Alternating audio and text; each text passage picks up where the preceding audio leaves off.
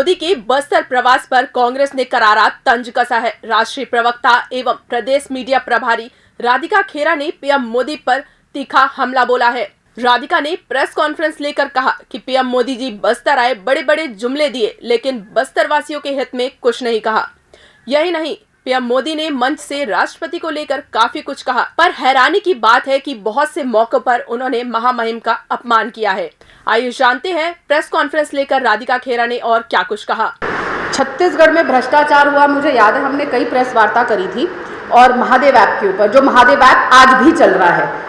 हमें तो उम्मीद थी कि मोदी जी, तब भी बघेल जी बार बार कहते थे कि महादेव ऐप को बंद किया जाए, केंद्र सरकार के हाथ में, आज तक वो महादेव ऐप चल रहा है। तो किस तरीके से ये भ्रष्टाचार से लड़ रहे हैं हमें नहीं पता। चुनाव आते हैं तो उनको भ्रष्टाचार याद आता है, झूठे आरोप लगाने का काम याद आता है। मैंने आपके सामने अभी लिस्ट गिनाई, पूरा गाना भी सुनाया जिस तरीके से सारे भ्रष्टाचारी मोदी जी के पास जाके भ्रष्टाचार मुक्त हो जाते हैं। और वो सारा जनता की ही गाड़ी कमाई है, वो कहाँ जा रहा है पैसा। और आपने ये भी देखा होगा जो अभी इलेक्टोरल बॉन्ड्स की सारी लिस्ट आई है, जितनी भी कंपनियां हैं, देखिए किस तरीके का भ्रष्टाचार हो रहा है। जो कंपनियों के यहाँ पे ईडी की रेड्स पड़ी, जिनका भ्रष्टाचार सामने आया, जिन्होंने आज तक बीजेपी को चंदा नहीं दिया था, इलेक्टोरल बॉन्ड अब उन्होंने खरीदे जैसे ही उनके यहाँ ईडी सीबीआई गई, जब उनका भ्रष्टाचार पकड़ा गया, उसके बाद वो सारे केस क्लोज हो गए। जैसे ही आप मोदी जी को चंदा दे दोगे, चंदा दो, धंधा लो, चंदा दो, पाप मिटाओ, ये काम कर रहे हैं। और उसी तरीके से आप देखिए जितनी बड़ी बड़ी कंपनियां हैं, जिनको बड़े बड़े काम दिए गए, चाहे वो उत्तराखंड का जो टनल बना जिसमें 40 दिन तक मजदूर हमारे फंस गए थे,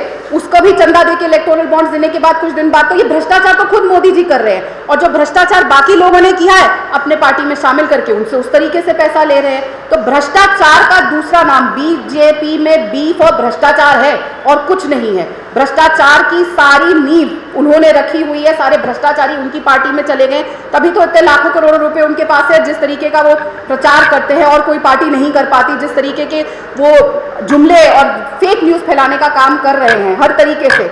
मैं फिर कहूंगी, मोदी जी को स्वयं के अंदर झांक के देखना चाहिए। जब आप एक उंगली किसी पे उठाते हैं तो चार आप पे उठती है, और इस समय सारे इलेक्टोरल बॉन्ड्स उन्हीं की तरफ है। सारा भ्रष्टाचार का पैसा उन्हीं के घर में आया हुआ है, चाहे वो अजीत पवार साहब लेकर आए, चाहे वो हेमंत बिस्वा शर्मा लेकर आए, चाहे वो प्रफुल्ल पटेल लेकर आए, चाहे अब नवीन जिंदल साहब लेकर गए हैं कोयले का पैसा। सारा भ्रष्टाचार का पैसा तो मोदी जी के पास आ गया। तो भ्रष्टाचार का पैसे के बारे में ये भी चर्चा करनी चाहिए थी उन्हें। तो आज के लिए बस इतना ही, और भी ऐसी वीडियोस के लिए बने रहें लाइव खबर 24/7 के साथ।